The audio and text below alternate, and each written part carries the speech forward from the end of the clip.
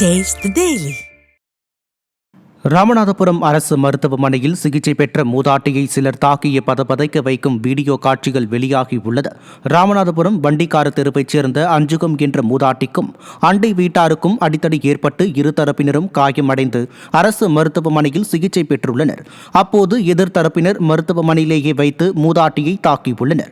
ஸ்டாலினின் failure model ஆட்சியில் சட்டம் ஒழுங்கு சீரழிந்து பொது இடங்களிலும் மக்களுக்கு பாதுகாப்பு இல்லை என்பதை வெளிச்சம் போட்டு காட்டுவதாக குற்றம் சாட்டப்பட்டுள்ளது.